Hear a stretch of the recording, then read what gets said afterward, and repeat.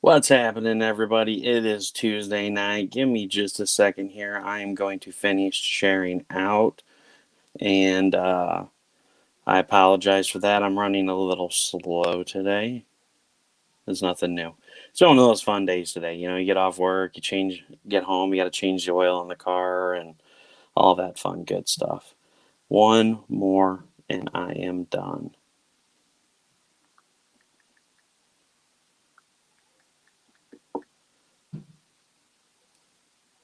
All right, now I am done. Shut her down.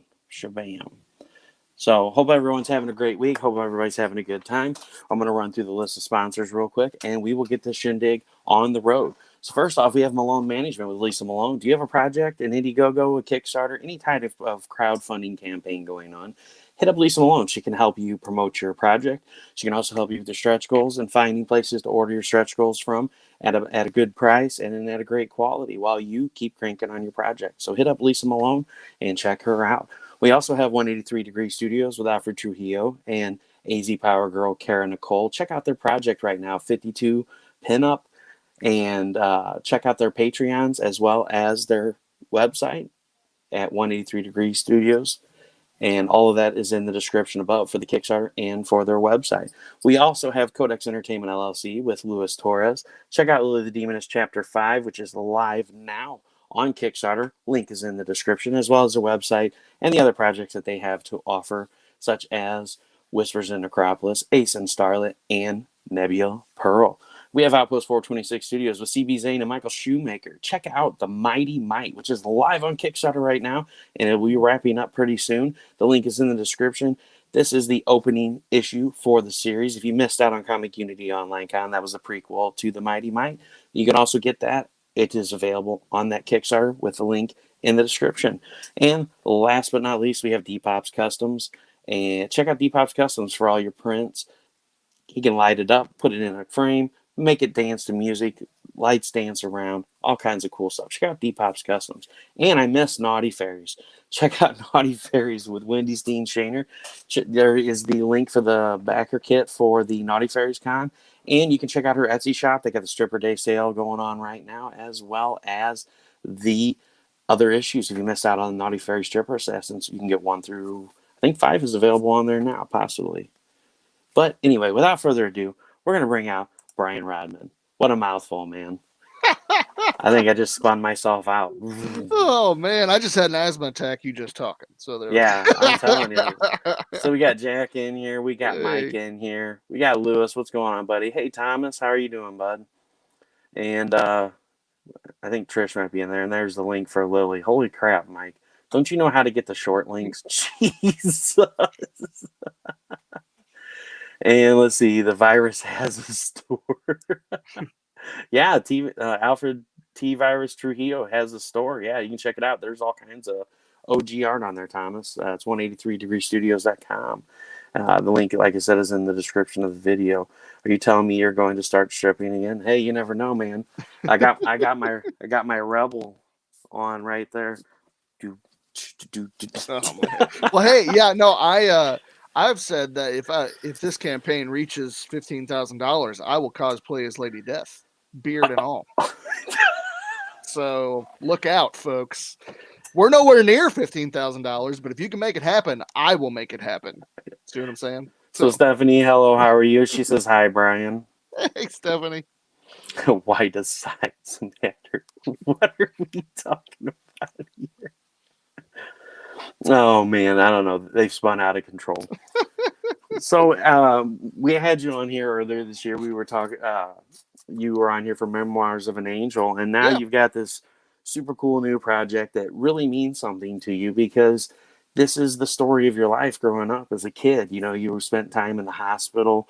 You had chronic asthma problems, and it kind of went full circle because your parents bought you comic books. You got into comic books. Now you make comic books, and now you're writing a comic book about your childhood, like what it's like to be an asthmatic child and to be alone and feel different from everyone else and be in the hospital by yourself. And I'll let you take it away and talk about it a little bit. Sure, yeah. Well, the series is called the Nebulizer, and it is a a post-apocalyptic action comedy that follows Connor, who is a chronic asthmatic, and his feisty AI-controlled nebulizer suit named Albie, as they fight through a post-apocalyptic world filled with allergen mutants.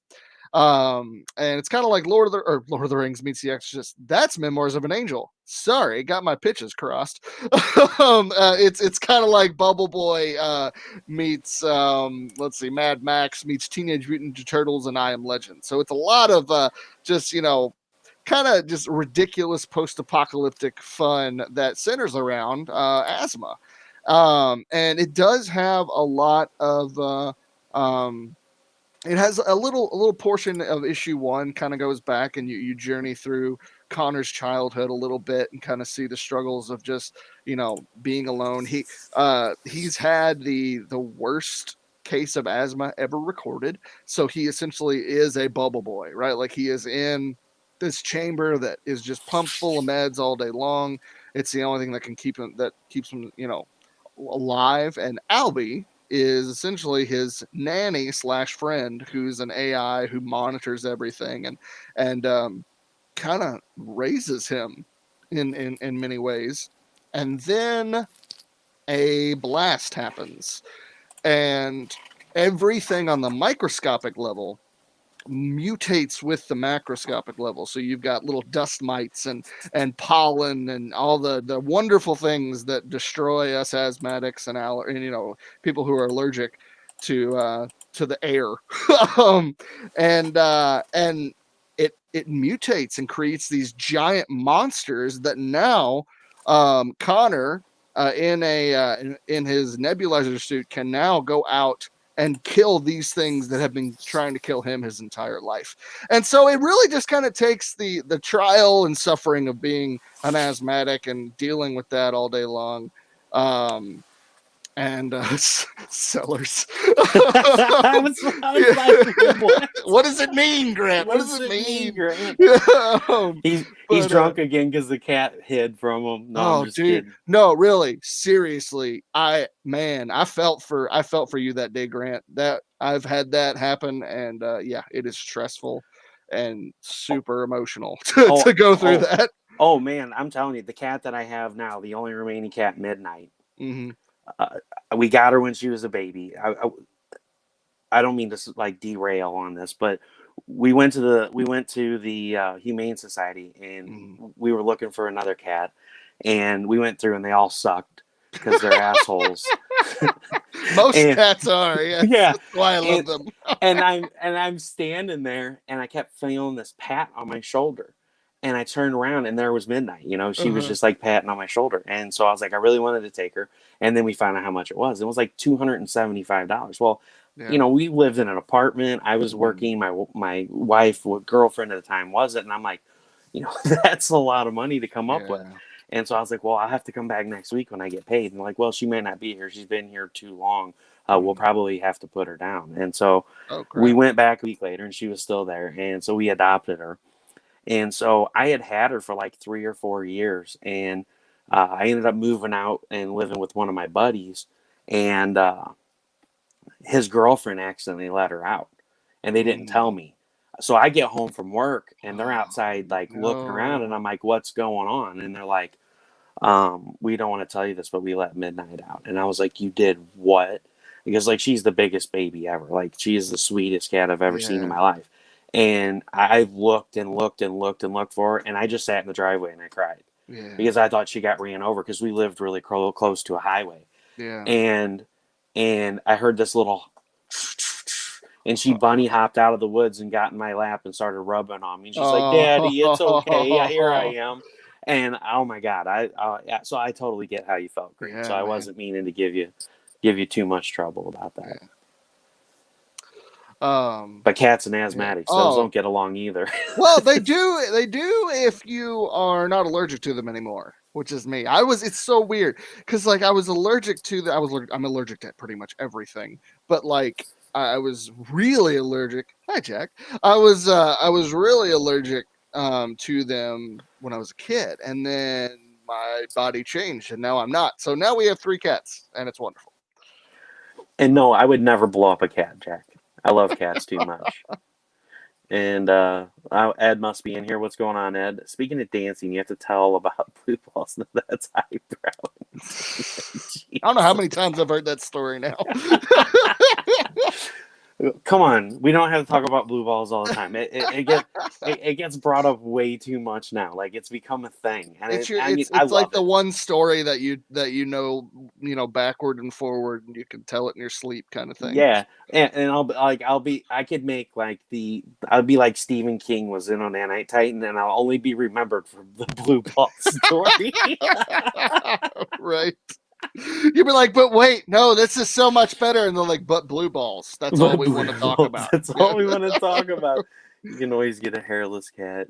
Oh, those, I don't know if those are cats. Those- I think they're aliens. I'm pretty sure. Just jump a plane or forward Egypt if you want a hairless cat. Yeah, I don't know if I could do.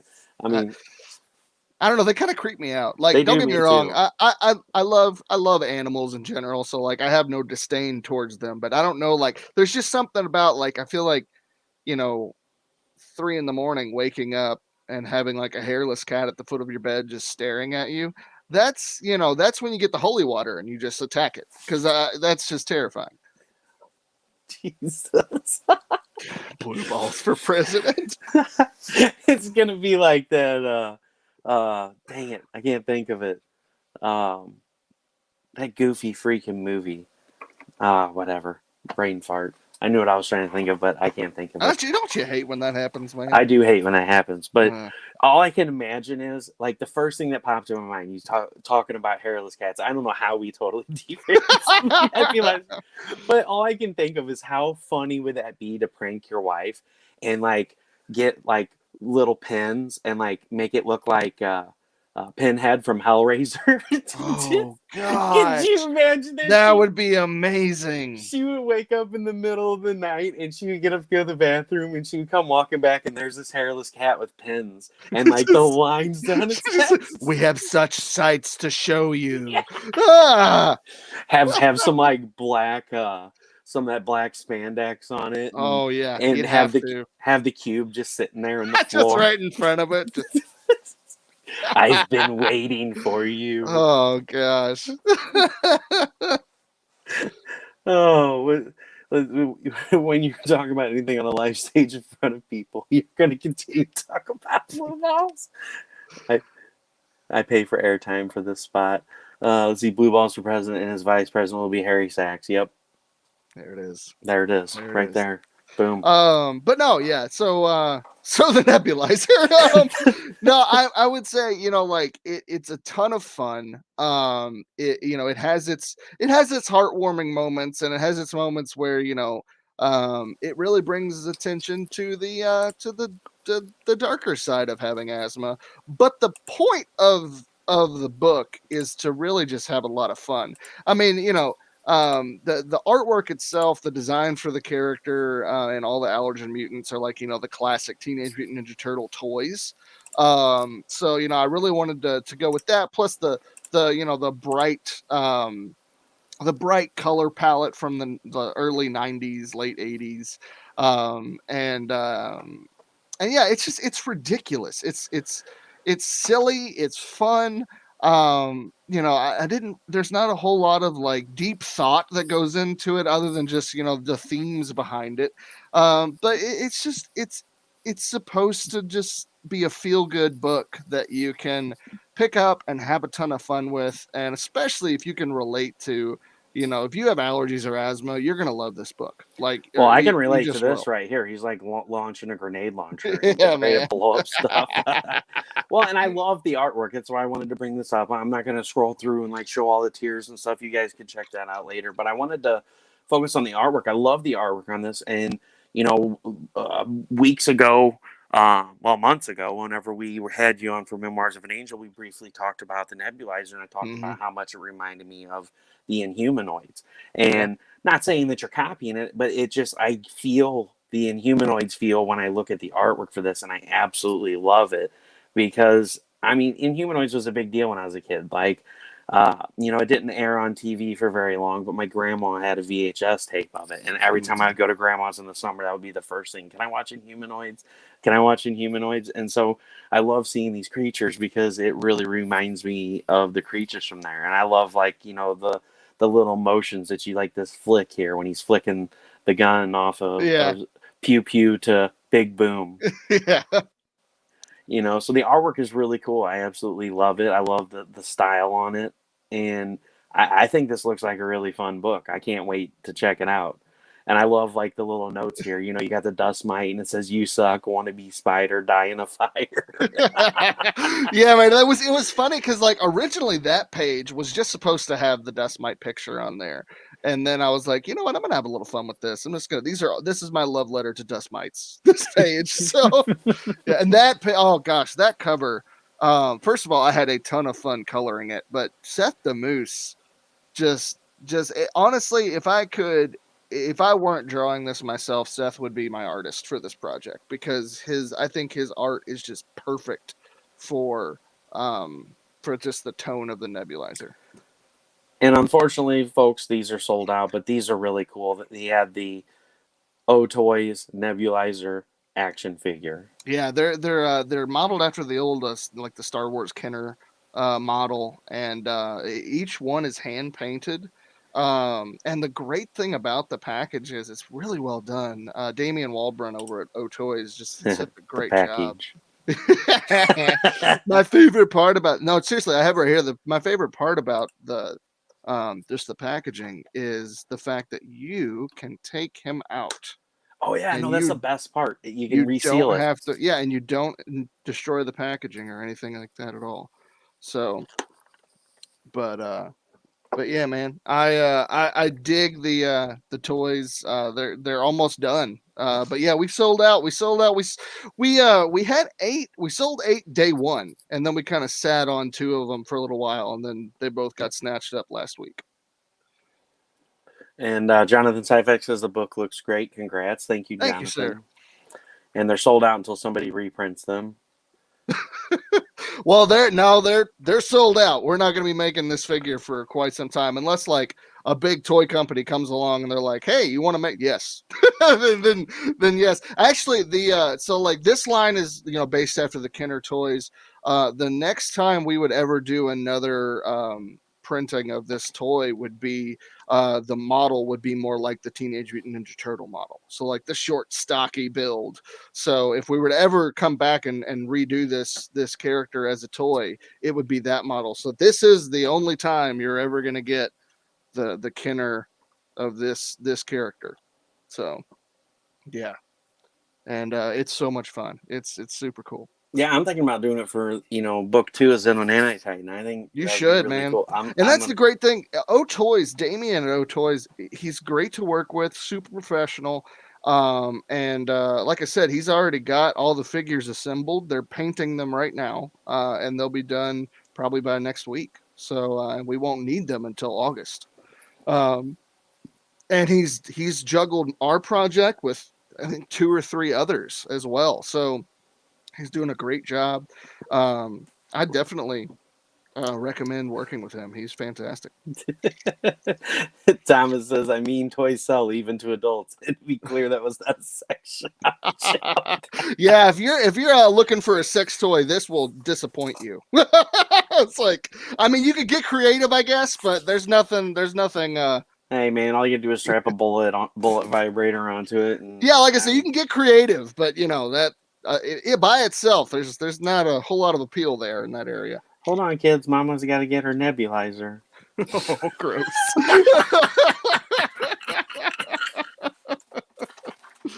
Oh man, I know. I'm terrible, but that's what's fun, To see, I figured more adults buy toys than kids at this point. It's true. Yeah, I agree with you. That's very true. Well, and that's a bad thing. Something new comes out and it's like supposed to be badass and supposed to be super cool, and like you go to Target to look for it, and somebody's already done come in and wipe the freaking shelf. Yep. I actually, 2 of my friends, good friends of mine, are those people. They will go. I work with them at my day job, and they will show up at Target right when it opens. And I mean, they usually have their stuff on reserve, so they don't go and buy a bunch of them because they're not jerks.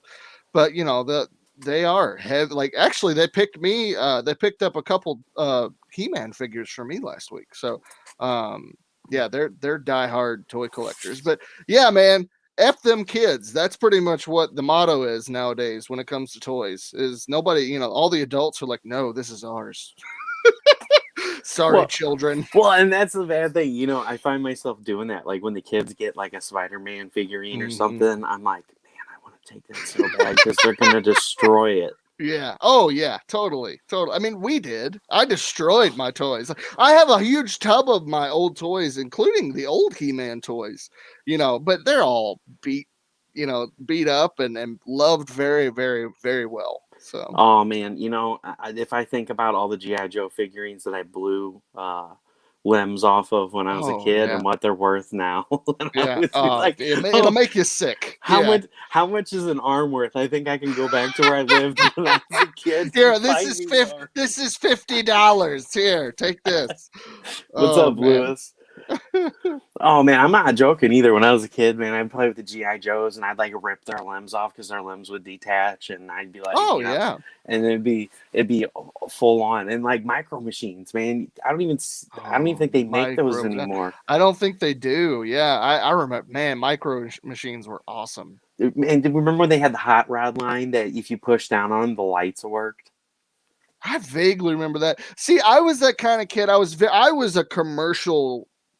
I was a commercial like dream because if I would see it in a movie, I wanted it. So like when Home Alone came out and the Micro Machines were all over the floor, I was like, give them to me. I must have them. I think I played with them for like 2 weeks and then went on to something else. You know what I mean? But like that was me when I was a kid.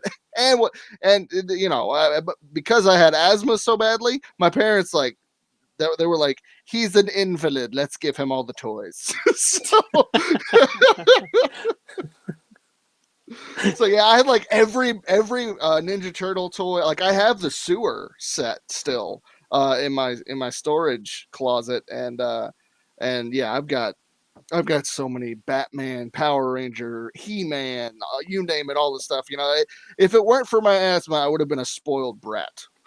So what day of the week do you set aside for all your friends to come over and have playtime? Usually Saturday evenings. We're also in drag, so come as you will. Oh, so everybody comes in drag and they play with dolls, and then you have a poker tournament afterwards. Yeah. Doesn't that sound like a weird evening, but just so much fun? It does sound like a blast. We'll all show up in drag. I mean, I know Lewis is in. Lewis is like, heck yeah. There you go. Let's see. Whoa, hold on. We got a dump here. Jack said, Brian, if you have those old playsets, you might want to look into places to get better stickers than the ones that originally came. Especially after all these years, they're probably falling off. Oh yeah. I have looked into some of that already.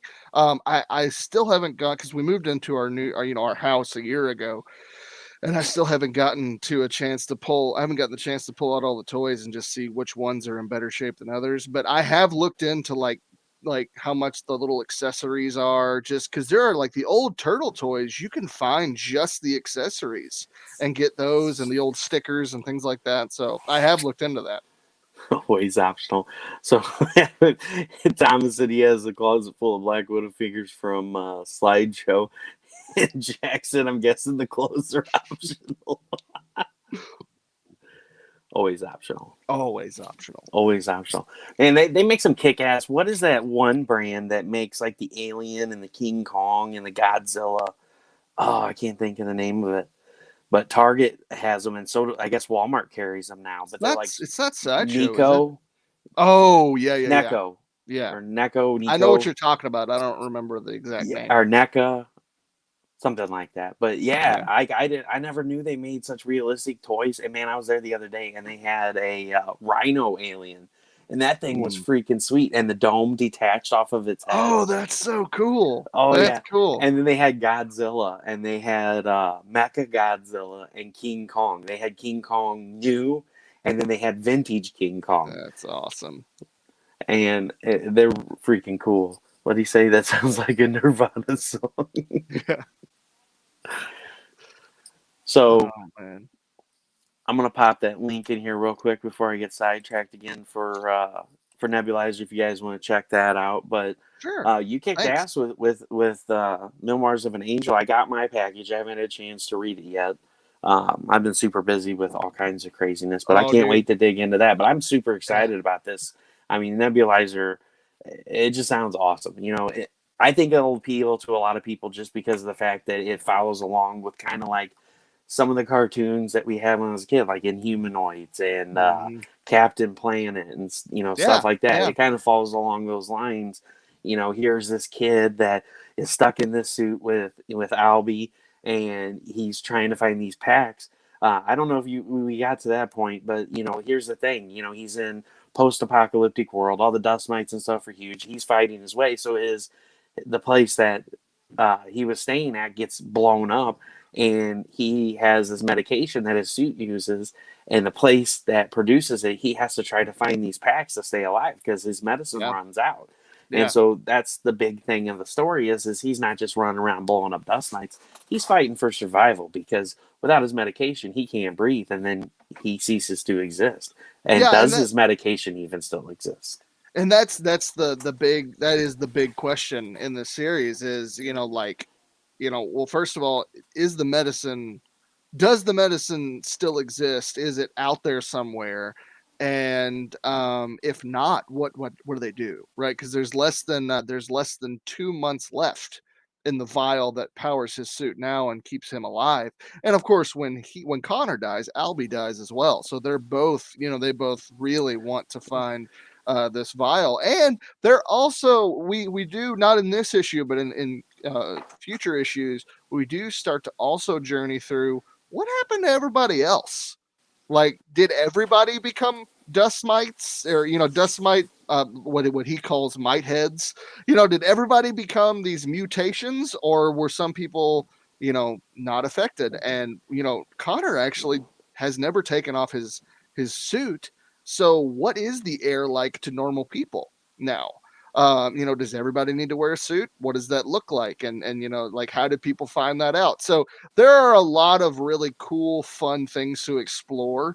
And also, like, the world of the microscopic is so interesting to begin with. So there's just so much. There's an amazing, unlimited plethora of things that we could do.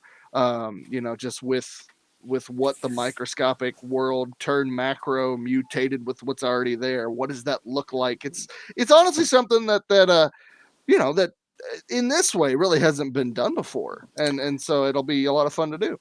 And it'll be fun to explore, like, what if he's foraging for food and, like, the only thing he can find is beans? Like, I mean, he's stuck in the suit with himself. I mean, does the suit have some kind of There is an filter? exhaust. Yes, there is an exhaust. There are multiple exhaust points in his suit. So I've thought through all of that. Like, how in the world does this guy go to the bathroom? And so Albie actually does a lot of things for him because he has to. So, like, the food, we don't really get into the details of all that right now. Mostly it's just character development and story, and the little things. If you want to know, you can ask me. And if I have thought about it, I'll hopefully have an answer. But how he eats, everything's essentially blended. And so there is a little in his suit.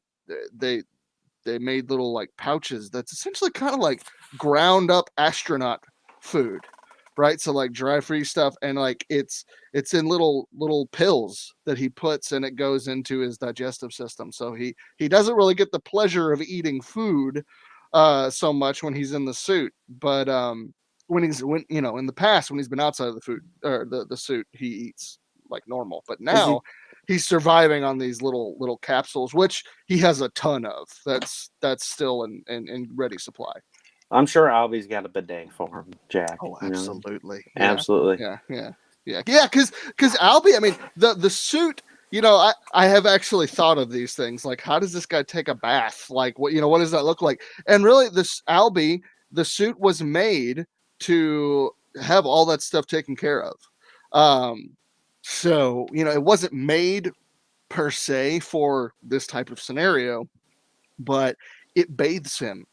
It keeps him healthy, and Albie controls all that stuff. So yes, Albie wipes his butt. Dude forgot the COVID shot. I want a nebulizer in your book. There you go, man. The suit is a moisture farmer.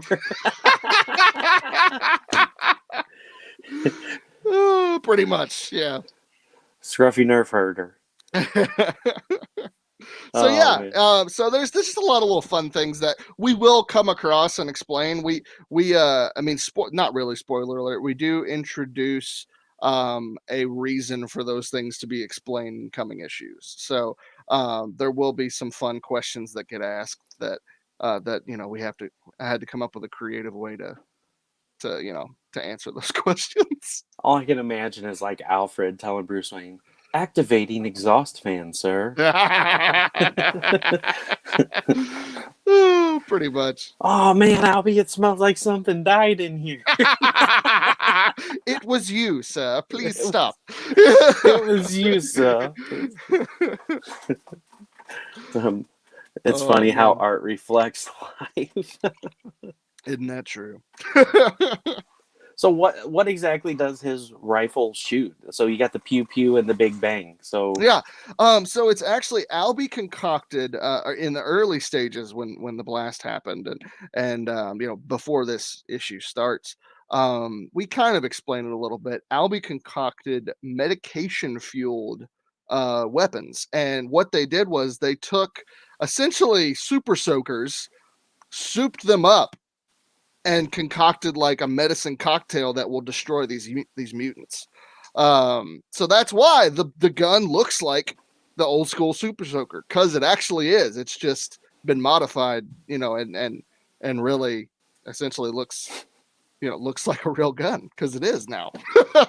Jack. Oh my god. Oh man, now we're getting creative here. Yeah.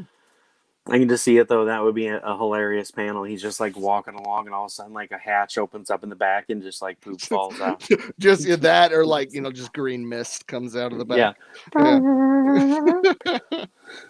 Brian, does your character get laid? No. Well, since there are no other humans right now, that's a no.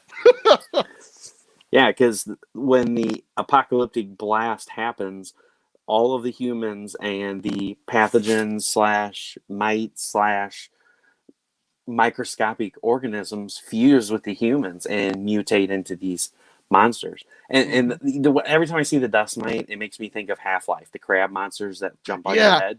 Yeah. It's all I can There's think a little of bit of that in there. See him. It's all I can think about. Let's see. I missed the first part, so I apologize if you already discussed this. Were the parallels to the self-isolation and the quarantining intentional or coincidence? Well, actually, it's funny. I said, when the pandemic started, I actually told my wife, I was like, I've been training for this my whole life, because I've had to pretty much quarantine, not to the extent I did last year, but there have been many seasons of my life where I have just been stuck inside because I go outside and I get sick because of the junk that's in the air. So yeah, really it was a fitting time, which really the timing of the pandemic is really why I wrote, the Nebulizer. The idea came to the creation of this idea is actually really funny. The guys that I work with at the tech shop in my day job, I've said this before, but the guys that I work with, they like to play a little game. Whoever wins the game is the one who makes Brian laugh so hard that he has an asthma attack. And and so one day, one of my friends won, and I was on my Nebulizer, and we were just talking about how wouldn't it be nice if they could like 3D print essentially a Nebulizer suit for me. And so I drew a quick funny sketch and passed it around, and they're like, actually, that's really cool. So I drew a more serious one and posted it on Facebook, and it blew up. Everybody was like, this is great, this is so cool, when's the story coming out? I was like, I don't have a story, so I guess I better come up with one. And then a few months later, the pandemic hit, and so it made me really reflect more so on my asthma, because being high risk because of my asthma was the whole reason I had to really quarantine for over a year. And so in many ways, this book became my therapy.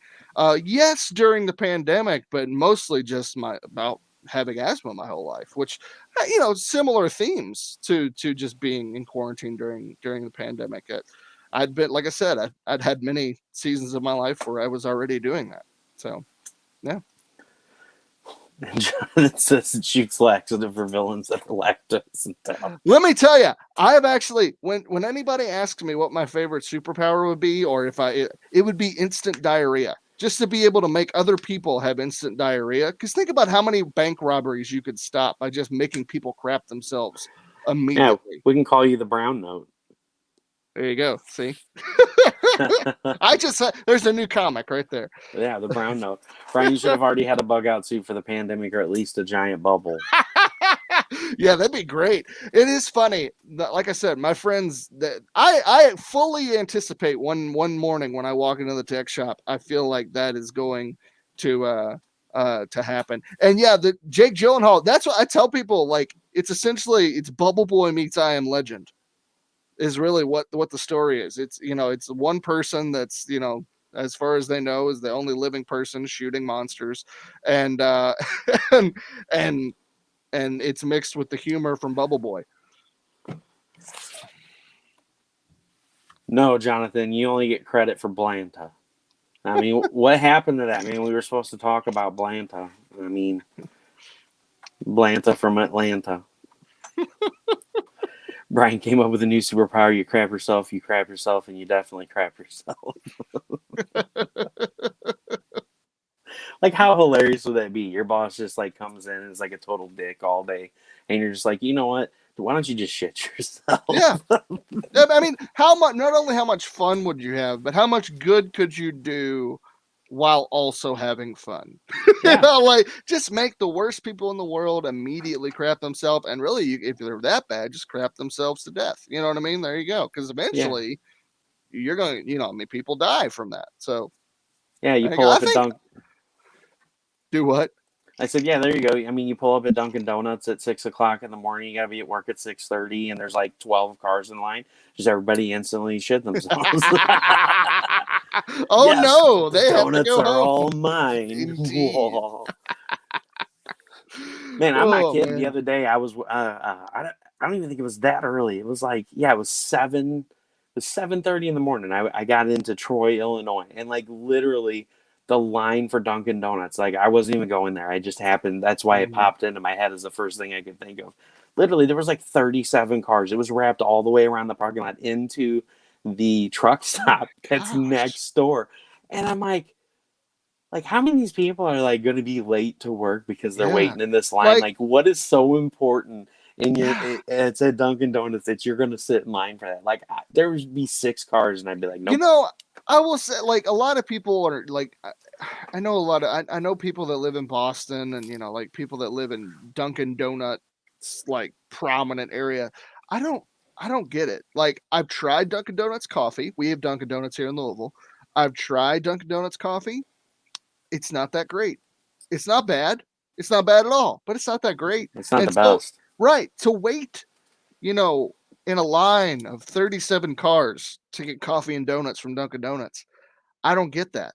Like, there are better places that you can go and spend that time. Well, and see the thing that got me is they were backed up all the way on the highway, and they were causing a backup on the highway because nobody could get through in the one lane. They were having to drive in the opposite lane of traffic, and I'm like, I just thought, what in the heck? So yeah, that would be definitely one of those you all just gonna grab yourself moment. I mean, the donuts are worth it though. Man, I love their donuts. That was the worst their donuts are good. Yeah, that was the worst thing when I was a kid. Dunkin' Donuts was super prominent. Like, Krispy Kreme didn't even exist then. Yeah. And Dunkin' Donuts was all over St. Louis. And it was so cool as a kid because it was one of those things you would go there and there was a window and you could actually watch the guy that made the dough make the dough and put it into the machine. And he cut out the donuts, hand cut them out, and cooked them and put the cream inside, whatever, whether it was jelly filled or if it was Bavarian cream, or whether it was what the hell is the other one called? Not Boston cream. I don't know. They call it something weird. But it was just really cool as a kid because you could watch that process. Like, it was like how it's made in real life. That's pretty cool. That's cool. And so I was really loving that. And then like all of a sudden one day they were all gone. Like no Dunkin' Donuts in the St. Louis area. They all closed down. And so they didn't actually come back to this area until 2011, 2012. And so I Oh, was like super wow. excited. I told my wife, I was like, oh my God, they're building a Dunkin' Donuts in Kirkwood. I'm like, when Yeah. it opens, we have to go there. And she's like, Dunkin' Donuts, what the hell is that? I'm like, you've never had Dunkin' Donuts. There's something wrong with you. I mean, she's Yeah. 3 years younger than me, so she may have been not old enough to remember it whenever they closed down. But Yeah. I was like, so we went there, and she's like, holy crap, these are awesome. I was like, yeah, they're way better than Krispy Kreme. I can't Yeah, tolerate I Krispy agree. Kreme. Yeah, I can't. I don't mind Krispy Kreme like regular glaze. That they do very, very well. Literally everything else, you can go to any other donut shop and it's better. All right, so we should see the daily line at Taco Bell here, and it's freaking Ooh, wet. Taco Bell. You know, all those people are shitting their Ooh, pants. yeah, I was gonna say, later they're on. already. I was gonna say they're sitting in their crap pants already, man. They're just like, I don't care, whatever. I'm about to eat Taco Bell. Join the party. It's gonna happen sooner or later. It Right. doesn't matter, Taco Bell or White Castle. And he said you should have seen the Chick-fil-A near my house on Friday. And then Oh, Jonathan dude, said, "This yeah. is my favorite show, hands down. It's official. Blue balls and flesh." So, and Thomas said, "I wish I had one around me." You don't have Dunkin' Donuts, man. That's That sad. dude. That is super sad. Yeah. It was the happiest day of my life. One Yeah. of the happiest days. No, of my I will life. say this. Like, I like Dunkin' Donuts a lot, but I love just like Korean bakeries are probably the best. And we have two right by my house. And man, they are amazing. Like, we have one called Tasty Donuts. Tasty Donuts is probably the best donut I've ever had in my entire life. The glazed donut is, gosh, my mouth is watering. I'm so fat. The glazed donut is like eating like a crispy glazed cloud. It's brilliant. Oh Like, man, it's those are the so best. good. Yeah, it's so Dude, good. those are the best. Like when you bite into it and it just smushes and you're like, oh man. Oh yeah. But when you bite into it, it's like it's puffy and it's like a cloud and it just crisps in your mouth. Those are the best donuts. All right, guys, I'm gonna go get donuts. I'll see you later. No. I wonder how many people were like, holy shit, he really just left. He laughed. Oh What? my God. We were talking about donuts. This fat like, fucker. He I'm just out. like, no, Yeah. I'm just kidding. No, don't worry. I'm out too. See you guys. So, welcome to Russ Explodes. We're going to have a pleasant evening tonight talking about blue balls. Yes. In drag. In drag. Oh, God. Happy Pride Month, guys. All right. Oh my gosh. Like, I think people would have a heart attack if I dressed up in drag and got on here one day, just like, not even tell the guest. Just like show up right at 8:00 and just start the show and not even hop in the studio. Don't even act like anything's different. I think that's a great idea. And then just pop up and be like, hello everyone and welcome to Russ Explode Studios. Why does drag Russ sound like that? That's all I want to know. I don't know. It just sounds I like you're them introducing French fried potatoes. Mm-hmm. I need an adult. I'm terrified. See, I'm not sure how Brian is tasting regular food with having to go through several stages of contamination before you can touch it. That's very true. One of these days, I'm just gonna die from eating way too much, and that's fine with me. Go out doing what you love. You know what I mean? Yes, glazed donuts are great, but just keep a napkin around. That is why the kids don't get glazed donuts in the vehicles.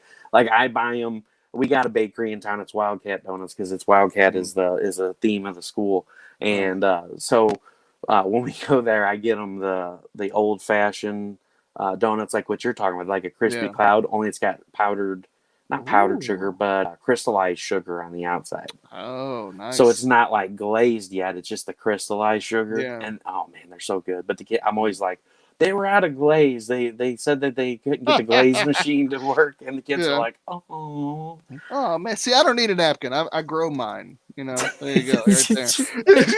I mean, just gross all over. Just walk around. Hey, just after you eat donuts, don't walk around the truck stop. People might think something. Oh yeah, that's true. Hey, Hey, mister. hey, what are you doing over there? Nothing. I'll spot you a 20. Yeah, I'm good, sir. I'll see you later. Let's see. Last my house of Great Point, Thomas. Yeah, I mean, oh my God. I don't know how many times I've eaten glazed donuts, and then like later on, I look down, it's like stuck all over my pants, and I'm like, oh my God, people probably blood. God, how do we get to talking about donuts? How does this happen? I'm fat. That's how. If you mention food, I'll just talk about that, and I don't care about my book. I will just talk about food. Oh, I know how we got talking about because I was talking about making people shit their pants and lie. Oh yeah, yeah. Oh man, all we see this is all we got to do. You know, people just start naming off superpowers when you just talk about all the stuff, the crazy shit you can do with it.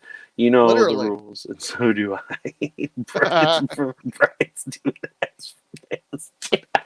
Whatever it takes. Whatever it takes. I just need to go 10 more miles. Please That's help all. me out. I let me go home. I need to Man, go home. I wish I could grow a beard, man. That's the worst thing about working where I work is like they don't allow beards. So I had to get rid of mine. Oh man, that's sad.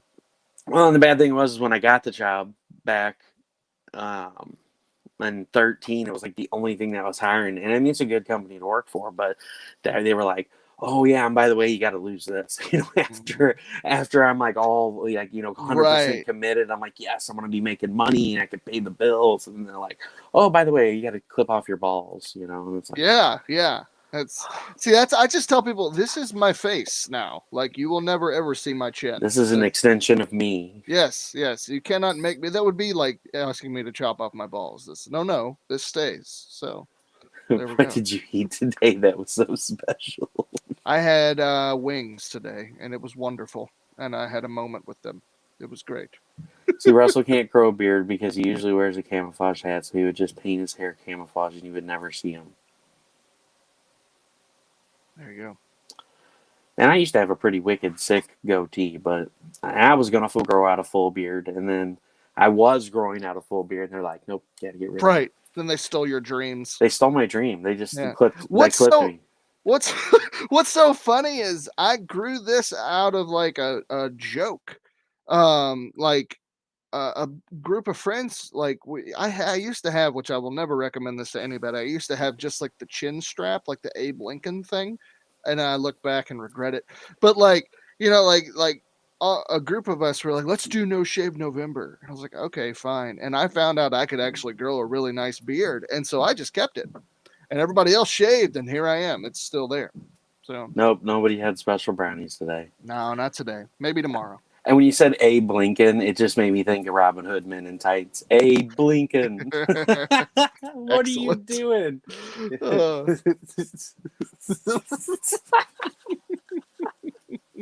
Oh man, you know how long it took me before I actually realized Dave Chappelle was in Robin Hood Men in Tights? Are you serious? Oh man. Like I watched the Chappelle show and I watched Dave Chappelle do a stand-up comedy, and like I never put two and two together that he was in it until I went back and watched it because I found it on Blu-ray for like $5. I was like, hell yeah, Robin Hood Men in Tights.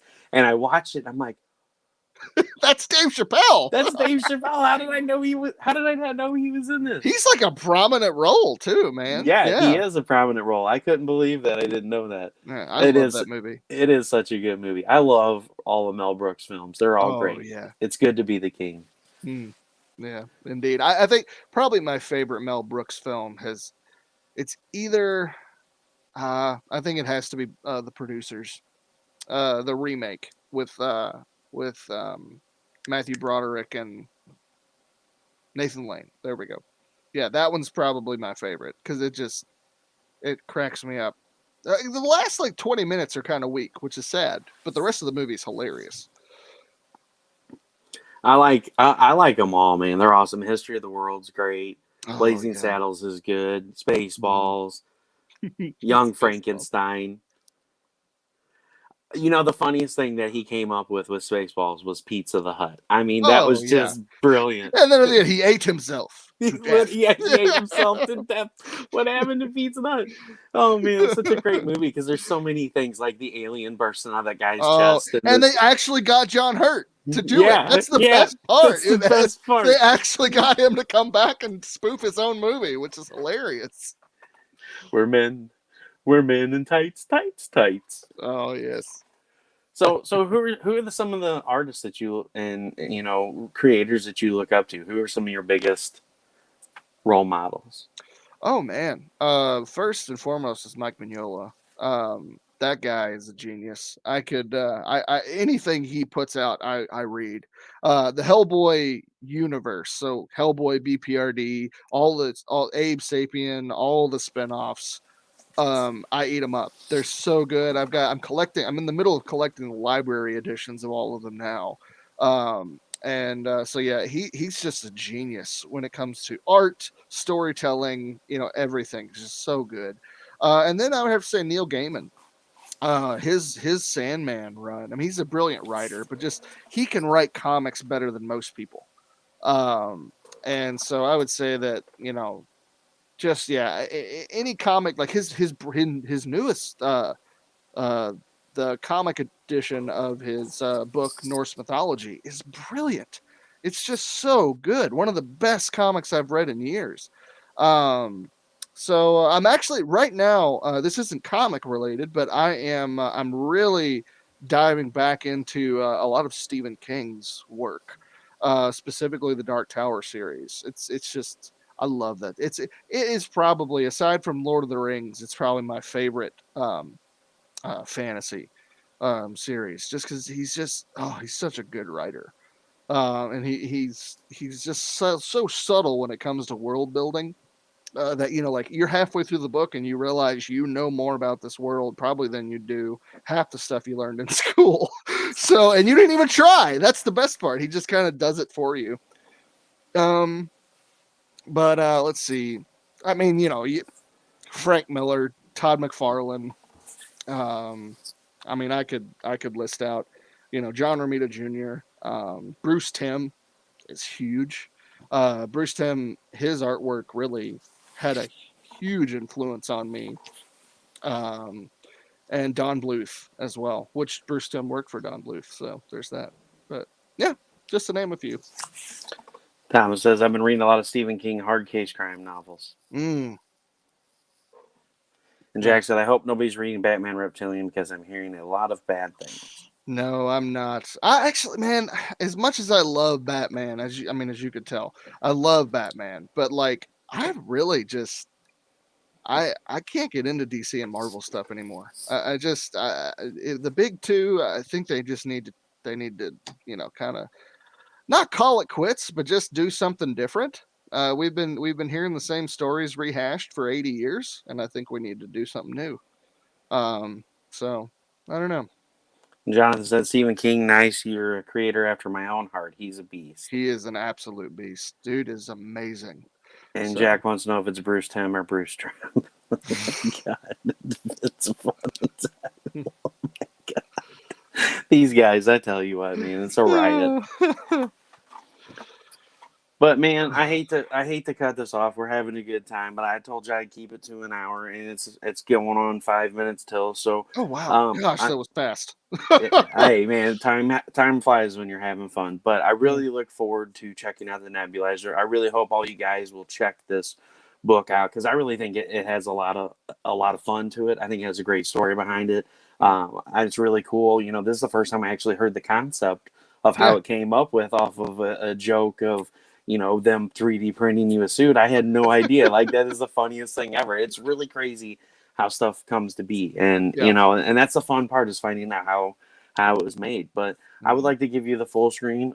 Go ahead and tell everyone about where they can find you, and tell them a little bit about Memoirs of an Angel too, in case they would like to check out your website and pick up a copy of it. Sure. So I'm Brian Rodman, and you can find me at brianrodman.com. It's probably the easiest way to locate me. From there, you can go to all my social media, Facebook, Instagram, Twitter accounts. I've got my Patreon page there as well. and also a link to the Kickstarter for the Nebulizer, which is actually it is closing down. This is the last interview until this is the last interview I have for the Nebulizer. It shuts down on Friday at 8 p.m. So definitely head to the Bitly link, and that I have it plastered, or the link here in the notes, and check out, see which tier works best for you. And we have stuff all the way down to $5 that'll get you the story in digital form, and then we have all the way up to, well, now we sold out of the 150, but we still we have, if you want all the goodies that are available, it's all there, man. We've got variant covers, we've got a ton of stretch goals, so if you want to jump on the lowest, the $10 physical reward will get you a ton of stuff now. So yeah, and also Memoirs of an Angel. Memoirs of an Angel is I not yet, but I will have an OnlyFans eventually, I'm sure. Don't visualize that, you'll burn your corneas out. But Memoirs of an Angel is a horror fantasy comic book series about a ragtag group of infinite and finite beings who race through time and space to rescue a broken and bitter witch hunter from the clutches of the Dark Kingdom. It's like Lord of the Rings meets The Exorcist. So like in the climax scene of The Exorcist, if you pull back the curtain in the physical realm, that's you would see Memoirs of an Angel. That's exactly what it is. Issue 7 just released. I've just started writing issues 8 and 9 leading up to the climax in issue 10, and issue 8 will be launching on Kickstarter in a couple months. So if you want to catch up on the series, head to brianrobin.com. We have a shop there. We have all the issues available. And again, head to Kickstarter and check out the Nebulizer. Boom! There's issue 0. That's a little taste of the artwork. Oh yes, we're going all through them. Yeah, that cover honestly was like the most Mignola cover I've ever done.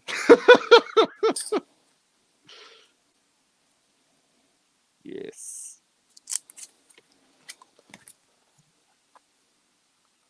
And everything that if you head to the shop and you get whatever you get, I sign everything. So everything will come signed, bagged, and board.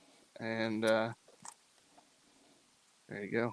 I love this cover. This one's awesome. That is honestly probably my favorite cover too. It turned out really, really good.